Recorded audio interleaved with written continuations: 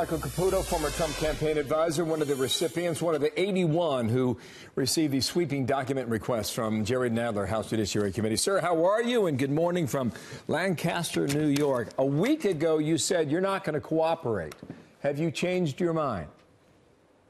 No, I haven't. You know, I think that there were some, kind of clickbaity headlines out there. My attorney immediately responded to the committee's request saying we had none of the documents they asked for. They asked me for 3 different kinds of documents about things that I had nothing to do with and was nowhere near, if they happened at all, like the Trump Tower meeting, any kind of discussions between Manafort and Gates and Russians and any Russians who were in contact with the Trump campaign. Of course, I was nowhere near any of that. Some of that probably didn't even happen. But in that conversation, the senior committee staffer asked my attorney if he would present me for testimony. And that would be the 4th time I've testified under oath, answering the same questions again. My attorney was palms up about it. We had a discussion. I don't intend to testify in front of them if they invite me. And I don't think anyone else who has testified under oath before should do it as well. Could you give us some idea of what exactly what sort of documents they were looking for, what they wanted to dig into? Sure. If you look at the 81 people who got document requests, some of them got 6 and 7 pages worth of requests. Like Don Jr., he's got to have 3, 4 attorneys working hard toward it. I had 3 paragraphs, less than a half a page. They asked me about the Trump Tower meeting with Russian attorney Veselnitskaya. I was in Cleveland at the convention at the time. I didn't hear about that meeting until it was in the press. They asked me if I had any documents about communications between Russian government officials or their intermediaries and the Trump campaign. Of course, none of that even happened, and I have none of that. And then they asked me as well for any documents I might have regarding Rick Gates and Paul Manafort communicating with 2 Russians and a Ukrainian, and I was nowhere near that. So I had nothing to give them, so we were immediately responsive. But if they're going to ask me with just 3 paragraphs of requests, they're probably the shortest document request in the entire 81.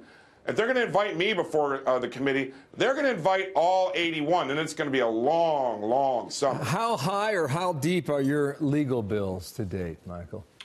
Well, we're well over $200,000. I was able to raise all of that on GoFundMe. I raised enough on GoFundMe where I was able to pay the legal fees of several other Trump associates who were hauled in as witnesses as well. People like, who didn't have the wherewithal to pay, like my family. But unfortunately, right now, we're facing, every time you go before these guys, it's $20,000, $30,000. And if you're going to take the 5th, like I would do if they called me in, it's even more expensive. This is really a financial punishment. And, I'm going to have to raise it on GoFundMe again. It's just, it's a terrible thing. I've lost my business. Damn sure nearly lost my house. My kids, 4- and 6-year-old daughters, 16-year-old daughters, my wife. We've had our lives on pause for 2 years, and we were just about getting ready to press play with the presentation of the Mueller report, and here we go again. So why do you think that Nadler and his committee are asking for this? Well, I'll tell you, first of all, I'm from New York. I'm upstate New York, up in flyover country. But Jerry Nadler's down in Manhattan. He's no dummy. This guy's really sharp. He's been around a long, long time.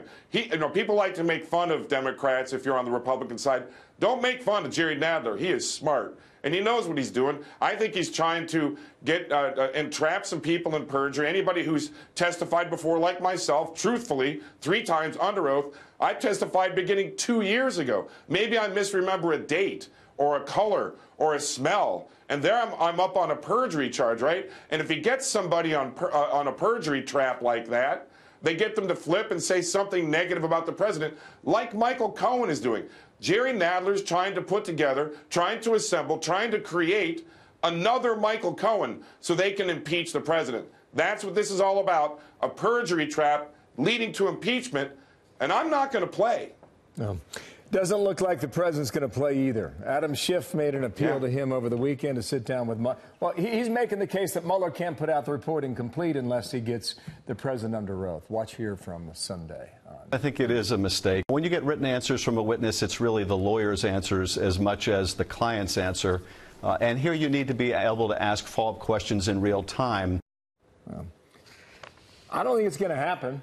I don't know why it would, based on what you're hearing from Jay Sekulow and Rudy Giuliani? Well, Chairman Schiff just doesn't want this to end.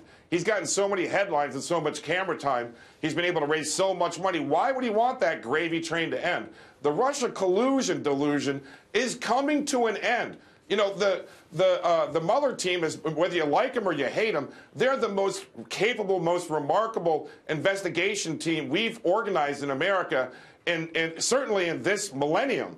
And if they can't find Russian collusion, you think Chairman Schiff or Chairman Nadler and their team are going to find something? That's not going to happen.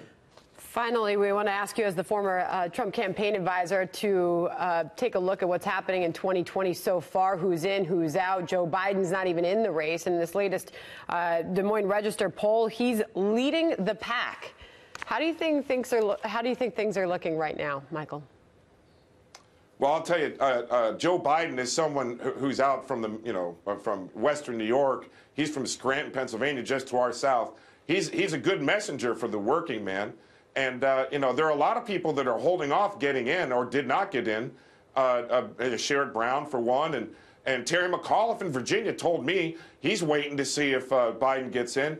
He could shut down several different people that want to compete in this. I think Joe Biden is formidable, but as you know, as somebody who's got 100% name ID and served as vice president, his best day is the day before he gets in the race. So, he may be leading right now, but if he gets in this race, they'll be tearing him apart. I think Klobuchar is competitive. I think a lot of these folks are competitive. This is the Republican primary from 2016 with over a dozen people competing, ripping each other apart. And I think Donald Trump right now is just probably going to buy more popcorn and watch them rip each other up.